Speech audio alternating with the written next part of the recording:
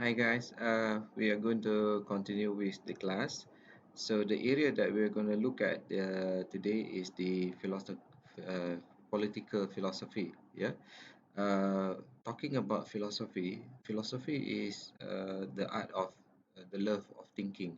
So we have here that with respect of the art of loving of thinking itself, it evolved into what we call philosophy of politics. Yeah, so here is about the study of fundamental question. Yeah, about how the state, the government, the politics, liberty, justice, and enforcement is being enforced or being put up by the authority.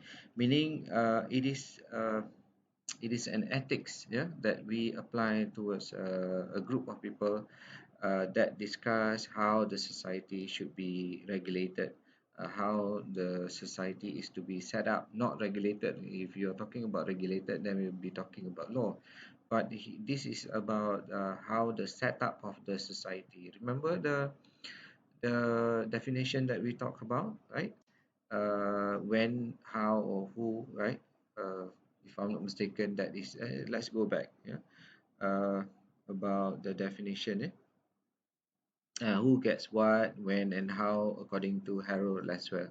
So, if that is a simple definition, looking at this political philosophy, then it is about how we set up the society, yeah, where you have individual rights, yeah, in terms of the right to live, liberty, yeah, the right towards your property, towards happiness, yeah, free speech and defense. And I put the picture here, the philosopher. We have on the left is the Plato, on the right is this student Aristotle, the teacher of Alexander the Great. So if you look at Plato, he says that in order for us uh, to be ruled or to be controlled by somebody, because you are talking about politics, right? So there will be politician in order for them to control your life. How are we to choose that leader, meaning the person that is able to control us, is by virtue of us understanding the nature of politics itself. Yeah, we have to understand the role. We have to identify whether that particular person is able to control in terms of uh, the validity of that person holding that position. What I'm trying to say here is that if I just give you one example which was given by Plato, he said that if you are on a ship, right, there will be three people, or three, yeah, let's put it as three people. There is an army, yeah, there is a politician, and then there is a navigator. Okay, so who would be the person that you will appoint, yeah, in order for you to make sure that the ship is able to control, to navigate the ship? Obviously, your answer is going to be the navigator, right? So, why you choose that navigator? Because you have the understanding that the navigator is the one that is able to know how to maneuver the ship in the sea. You wouldn't use the army person, or you don't choose the politician to navigate the ship. So what he's trying to say is that you are able to identify those who are able to know how to navigate. Yeah. So you are supposed to know that. And how do you know? You have to think for yourself. And you are able to think because you question things, because you rationalize things, because you argue, and you just don't accept the status quo. You always inquire, and that sense of investigation, like what we are doing in law, where we apply the Socratic method, where we inquire again and again and again, trying to probe into the matter that we are trying to find the truth by checking and asking and trying uh, to find the correct interpretation or correct truth. Yeah. So if you're looking at this situation, political philosophy is to be able for us to understand the whole setup of the society from the individual perspective first. So meaning in total, you, people like you and me in this class, what we are discovering is the one that the knowledge that we have towards identifying which politician is able to provide the all the basic things that is mentioned, yeah, about the rights of life, liberty, property, happiness, and things like that. Yeah, because once we are able to understand a politician of how do they stand and what do they want to achieve, then that is a situation whereby we can uh, know, yeah, we can know that the society is being in the hands of someone that is deserving. Yeah, so that is in continuation to that. Political theory also engage questions which is actually broader scope in nature, which is trying to tackle political nature of phenomena and categorize categories such as identity, culture, sexuality, race, wealth, human or non-human relations, ecology, religion, and many more. So if you're talking about philosophy, then we have to generalize things in order for us to understand the whole spectrum of activities in the society.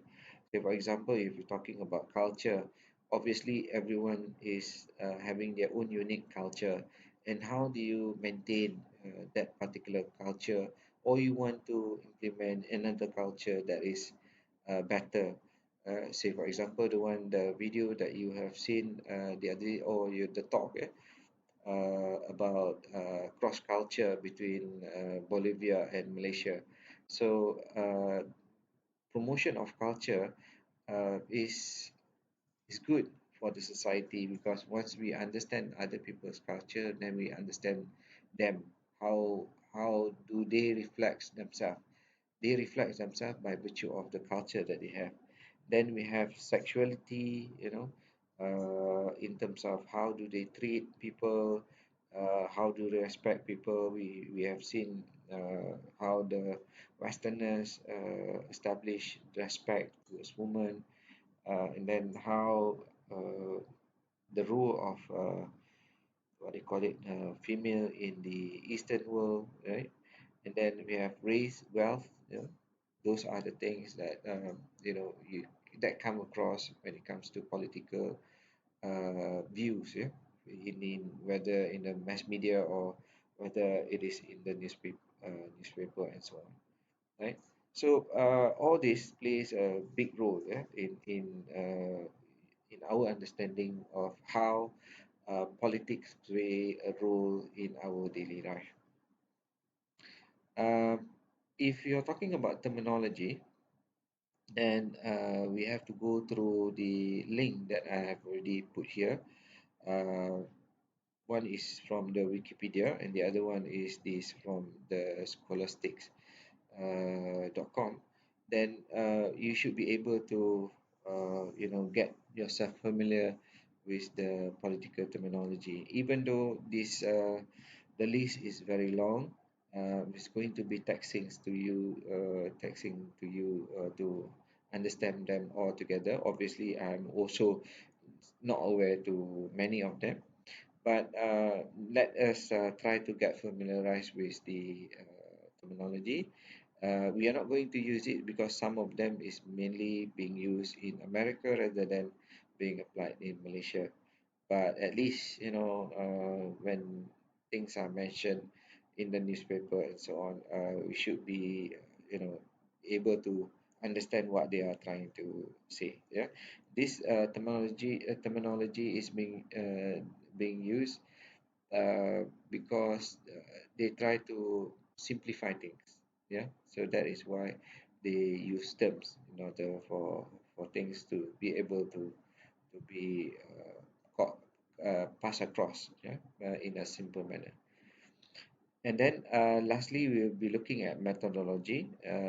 Methodology for political m- methodology here is talking about the science, yeah, where we apply the quantitative and qualitative methods. I think you will be learning this in your LRM on how to utilize the qualitative and also quantitative. The science. Yeah, this is the two type of science that is being applied whenever you do your research. Yeah. So if you look at political science as a science, yeah, then it has to be studied in this manner. Okay. So quantitative is a combination of statistics, mathematics, and formal theory. And then, so here it is stated that political methodology is often used for positive research, in contrast to normative research. Positivism means that you just state the thing as what it is. As a person that is going to do the research and to do your knowledge, what you need to do is to be an outsider.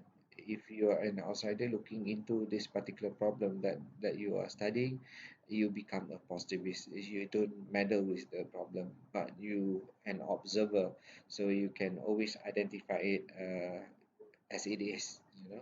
You just don't be active. Yeah, you are on the passive nature of approach. Normative is you are trying to understand the situation in the society, whereby you have to go into the society. Yeah, if you want to know about politics, obviously you have to go inside the politics in order for you to really know what is the actual happening in the politics arena. Yeah. So by doing that, only then we are able to realize and to identify whether things that is negative or positive. Okay, so either those are bad or undesirable or impermissible uh, thing there. So looking from outside, from the positivism, you would be able to recognize the issues that you are trying to discover as compared to normative.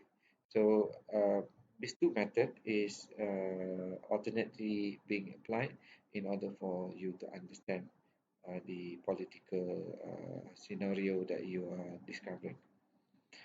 Again, we have these variety methods that is being deployed in politics, where that includes promoting one's own political view among other people. Yeah, so that is why I said about uh, the ability, yeah, rhetoric. You try to promote your own views to other people, yeah, and then you negotiate, yeah, with other political subject in order for you to make your political stand, you know, uh, stand out, yeah, and then you try to do it by making laws, and obviously, by making laws, you should be able to promote your political idea in a form of force, yeah. And then, oh yeah, and exercising force. Some people would like to do that in order for them to make people feel fear, in order for them to follow what their political stand is. And this might go to the extent of warfare in order to put up your ideology or your political idea. Yeah, ideology means your political views. Yeah, in certain scenario, we have a situation that is prevailing in the world. When it comes to war, we have the American and the Russian. Then nowadays we have the Turkey. Yeah, they wanted to assert their political ideology uh, into into the society, and the way that they do it is by supporting. certain groups in that society in order for their ideas to be made known to the whole society. So that is the area of what you call it, topic one that we are to cover, right? So I think that is for topic one. We'll be continuing with topic two later. Thank you.